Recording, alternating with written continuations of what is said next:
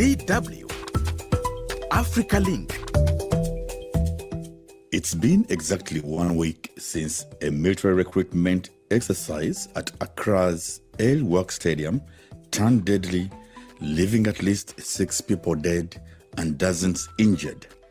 Thousands of hopeful applicants had gathered for the Ghana Armed Forces for the year 2025 and 2026 recruitment drive. Many, in fact, had camped overnight, desperate for a chance at a stable job. But when the gates opened around 6:20 a.m. local time, a sudden surge triggered chaos. And this tragedy raises tough questions. How can authorities ensure safety at mass events? And what does it reveal about the economic pressures facing Ghana's youth? The crowd was too much, and I thought that it would have been safer if the organizers got different other places for this program. Looking at how the crowd was and how the military came in for the screening to go on, and how the crowd was supposed to be controlled and wasn't, it frustrated the progress of the screening. That's what's coming up shortly, so stay tuned. I'm Isaac Mugabe, and you're welcome to Africa Link, the podcast connecting you to the stories that matter. Africa Link, every weekday here on DW.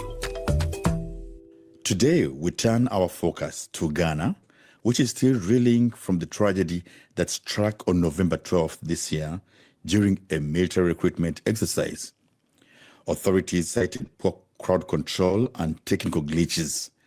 The online recruitment portal had issues, forcing thousands to show up in person. Combine that with Ghana's soaring youth unemployment, that's about 39%, and you have a recipe for desperation. Well, as a father with a daughter serving in the military police branch of Germany's army, known as the Bundeswehr, and a son as well in the Air Force, this story has stuck with me since it happened. I mean, I can't get it out of my mind. At a personal level, I have so many questions. And that's why for this podcast, I invited Dr. Ishmael Norman, President of the Institute for Security, Disaster and Emergency Studies in Accra. And also I have DW correspondent in Accra, Eric Mawena. Welcome to the both of you. Eric, let's start with you. You've been following this story closely. Please bring our listener up to speed on the latest developments since the tragedy. Well, in the aftermath of what it is that happened, we've had the President of the Republic, President John Mahama, along with the acting defense minister. They visited the 37 military hospital on the day when the unfortunate incident happened, immediately seeking to get full and proper briefing as to what happened, and as well get an understanding as to how to deal with the situation going forward. It resulted in the immediate suspension of the recruitment exercise, such that initially it was just for the capital Accra, but subsequently we got to know that across the country as well, they put a brief pause on it. There have been visits by dignitaries to the homes of the 6 girls who unfortunately died, or ladies who died as a result of that accident. There's been the president has assured that all the 6 families can nominate an individual each who will receive an automatic slot into the army. There's also plans as well for special recruitment to be done for the 30 plus others who sustain varying degrees of injuries as well.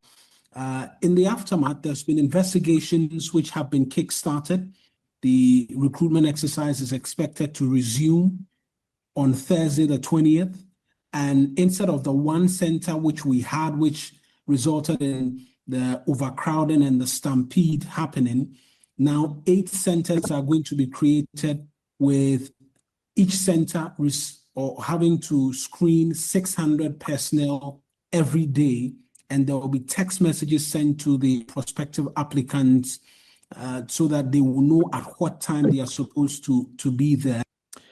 Okay, Eric, well, thank you so much for that brief update, to let us know how things start. Of course, we are going to be delving deeper into all the points that you've raised about what has been done or even the promises that have been made. I know with experience, promises are made, but keeping them is always a problem. I'll come back to you a little later, Eric, but now let me first also bring in Dr. Norman. Thank you once again for joining us. You've studied security and emergency response systems extensively. Let's start with the basics. From your perspective, what were the critical failures in crowd control at El-Wak Stadium?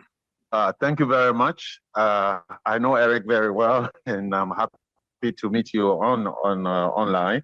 I think they presume that the average Ghanaian has learned quite a bit about social etiquette, about queuing.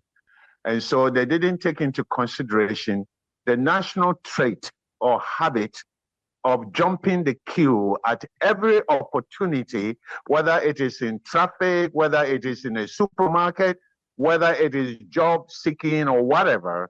And so what happened was an expected phenomena, which the Ghana Armed Forces failed to anticipate, that it will become manifested in a situation where people are so desperately looking for jobs. And so for me, I think that when we are blaming the Ghana Armed Forces, we should also blame the citizens of Ghana and the perpetrators or the applicants that were at the event, because they shouldn't have pushed their way to get ahead of their peer. And because of the national trait of jumping the queue to be the first person at every event that we do, they also should bear some of the blame. Well, you're putting the blame partly also on the young people who pushed and shoved before they were invited into the stadium. But you well know when someone is desperate, especially looking at those images. I'm sure you must have seen or watched the footage of the young, I said the youth, maybe even for a better word, I can say the Gen Z, who are desperate for employment. And for me, I looked at the footage on the day it happened. Even this morning, I revisited it. There should have been better ways of crowd control, which you can clearly see that were missing. There was. But you see, the armed forces are not known for having the skills for crowd control. So for crowd control, it is the Ghana Police Service that they should have called for to assist. But if they want to adapt the approaches that the Ghana Police Service or any police service in Africa uses, they could have consulted the Ghana Police so that they could learn from that. And so definitely any organizer of public event is responsible for the resulting harm if care is not taken and there is negligence and liability ensues. So for me, I cannot absolve the Ghana Army from blame, but I'm saying that if they bear 75% of the blame, 25% of the blame should be comparatively attributed to the applicants, because they didn't have the right to push their fellows in order to get ahead. Well, we spoke to some of the youth on the ground on what they thought about the tragedy, and this is what they said. The crowd was too much, and I thought that it would have been safer if the organizers got different other places for this program, so that the crowd would not step on each other and kill themselves like this. Better next time, I think they should let the army come separately, Navy come separately, Air Force come separately, so that something like this will not happen again next time. Yes. I don't think they put much planning into it, which, like, they could have planned well to prevent such instances from happening. So, looking at how the crowd was and how the military came in for the screening to go on, and how the crowd was supposed to be controlled and wasn't. It frustrated the progress of the screening. I was thinking the security was supposed to control the crowd before making an attempt to enter inside, because it's because they didn't control the crowd that led to that the other stuff. Because when it doesn't control the crowd and you want to penetrate, and I see my colleague entering, I'll also enter. Now, for me as an outsider, the question comes, should recruitment be decentralized? I mean, how can authorities ensure safety at mass events? And what does this say about the economic pressures facing Ghana's youth, Doctor? All right. You are right, my brother, that they shouldn't have combined all the various departments within the Ghana Armed Forces, because that was actually the beginning of the mistakes that they made. And that also makes them highly accountable for the resulting harms to the youth. But having done that, and having noticed that by the applicants themselves, this is the time that they also bore the responsibility of being careful and following the queue one by one. I believe that, yes, the army made a mistake in combining all of them, but we cannot also blame totally everything on the Ghana Army. When it comes to employment opportunity, I get worried that so many people that converge at El-Wak and all the 16 regions are seeking to join the Ghana Armed Forces. And the reason why I get worried is that they are looking at it as an economic opportunity, not because of they are not driven by patriotism or nationalism. And when you have some of them are driven by economic opportunity, which is okay, but when you have such people into a military organization, it normally leads to a bit of discipline issues, and because of frustration of purpose, that such people experience that what they thought was going to be the answer to all the economic problems is not the answer to the economic problems, because around the world, military enlistment is suffering low turnout. And that is why the U.S. Navy, for example, has increased the enlistment age from 25 to 30. And I believe that at some point they may even want to consider expanding it to 35 in order to attract more people. But when it comes to a country like Ghana, where since independence, I would say since the last 20 or 25 years, the governments have failed to create employment for the youth. Eric, what is it a story that still has traction? What are people saying on social media platforms? Some of the videos which came out in the aftermath of the incident, where there were videos of the recruits scaling walls to make it into the stadium where the screening exercise was taking place, and it had people asking the question why young recruits will be seeking to do that, and that was grounds for their disqualification even from the event. But it's brought about a lot in terms of criticism for many as to why many young Ghanaians will have to queue in such numbers in search of slots for just 4,000 individuals. And so under this new administration, the government says that in the course of the next 3 to 4 years, they are seeking to make recruitment into the security agencies open to everybody. And so they announced it. More than 90,000 persons applied, out of which there was screening. They whittled the number down to around 30,000, and these numbers are supposed to come through for screening and the likes. Something needs to be done about the unemployment situation in the country. Yes, there have been interventions from different governments. Even the current administration says they are making interventions in farming and the likes. But what was witnessed from last week up until the weekend and the conversations around it has brought back onto the front burner questions about whether or not enough jobs are being created to meet the demands of the teeming youth every now and then who are graduating from the universities. Dr. Ishmael, let's talk about recruitment system and risk, as an expert or as someone who's done security studies. Military recruitment is a high pressure event. And by all means, something that, needs to be pre-planned and before it's executed. What risk factors should security planners anticipate in such scenarios, especially that Eric told us a new drive of recruitment will take place in the coming days? I believe that what the Ghana Army is going to do on the 20th is a good approach, by dividing the applicants into slots, into the various military occupational specialties, the Army, the Navy, the Air Force. That is a good thing. And so that is one of the approaches. I believe that recruitment should be ongoing, because I joined the U.S. Army years ago. I don't even want to mention, and I will reveal my age. But I joined the U.S. Army years ago. I walked into a recruitment center. My other relatives of mine are in the U.S. Army. They didn't have to go in line. The only time they met a crowd is when they went to the training center.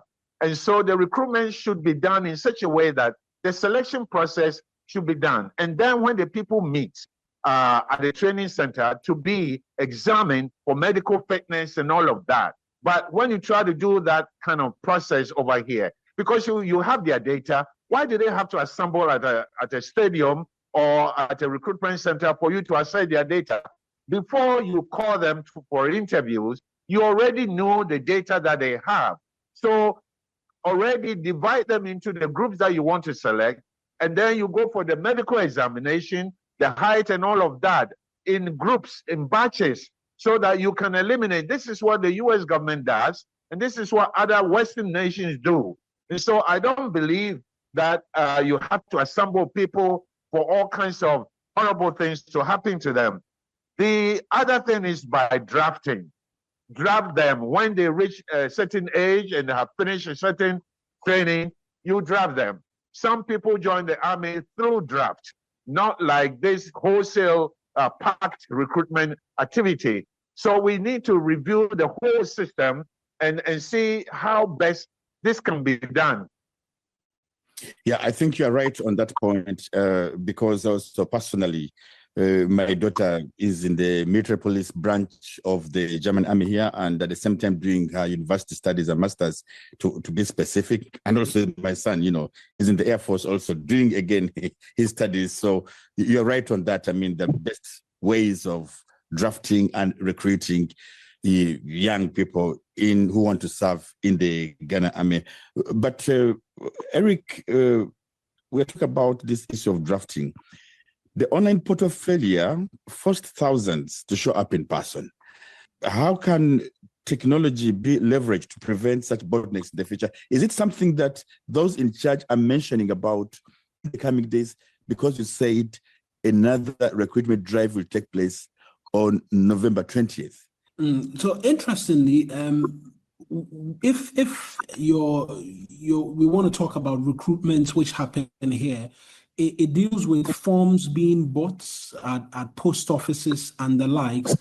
But interestingly, this year, there's been the inclusion of online portals as well. And so even from this latest update we've received from the Ghana Armed Forces, where they are saying that persons will be receiving text messages notifying them as to which centers they are supposed to be at, they add that for persons who do not receive the text messages, they can go onto the online portal and then get updates as to what is expected to happen as well.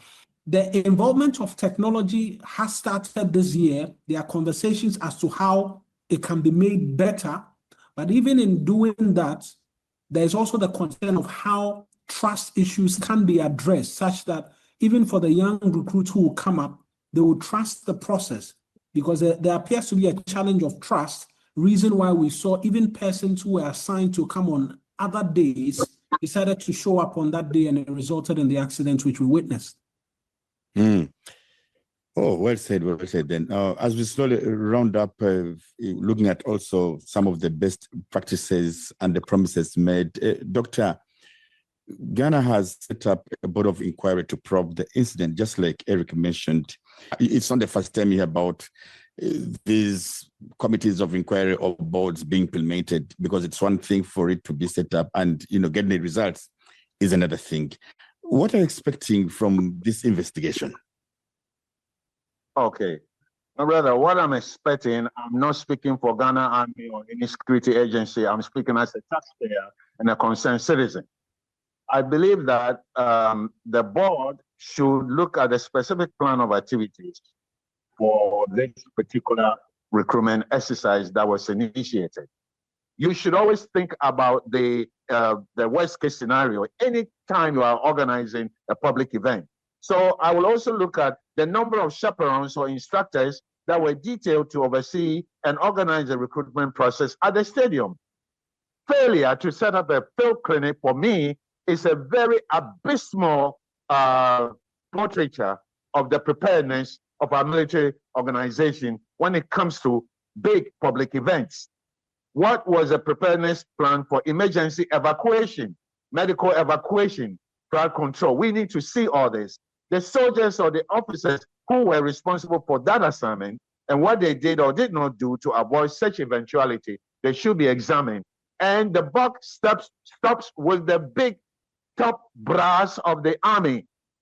So for me, if we're going to admonish people, it shouldn't stop with just one officer. It should go extensively to the chain of command, because for me, this was not a decision by one officer. Look at the amount of money they collected from 90,000 applicants. Multiply that by 350 cities. It's a lot of money. Where is the money? How come they didn't deploy enough people? Were there any ambulance standing by?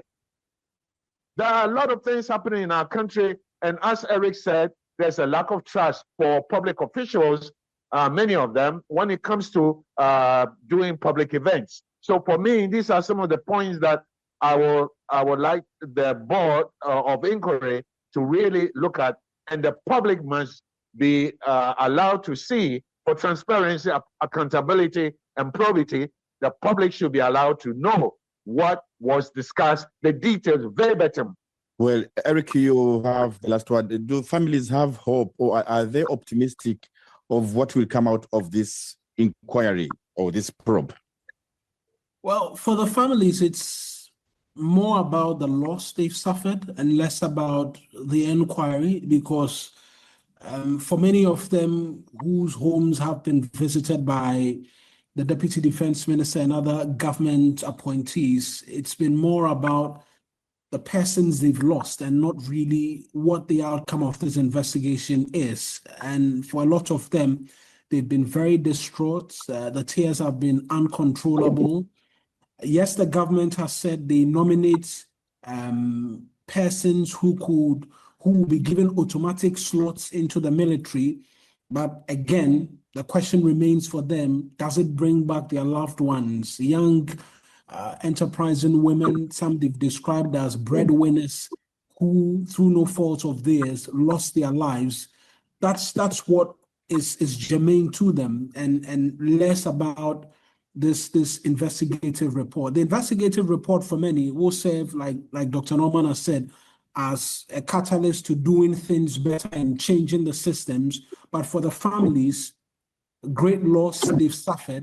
And yes, they now will get automatic slots into the military, but it doesn't bring back their relatives they lost, and their homes continue to be pitch black in tears and wearing of black, as is the case here in Ghana when somebody dies.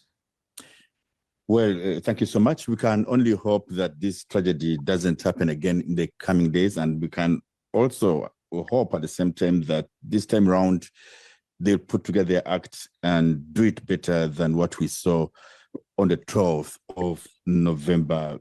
Dr. Ishmael Norman, thank you so much for joining us, and Eric Mawena, thank you both of you for your time. Pleasure. You're welcome. Pleasure to have joined. As you've heard, the key takeaways so far are that President John Mahama visited survivors and ordered a full investigation. There will also be some form of compensation for the families of the bereaved. Our hearts go out to the families affected by this tragedy. Share your thoughts with us on Facebook at DW Africa. Listen on Spotify or wherever you get your podcasts, and subscribe to our DW Africa YouTube channel so you never miss an episode. This show was co-produced and edited by Isaac Kalechi. I'm Isaac Mugabi. Thanks for listening.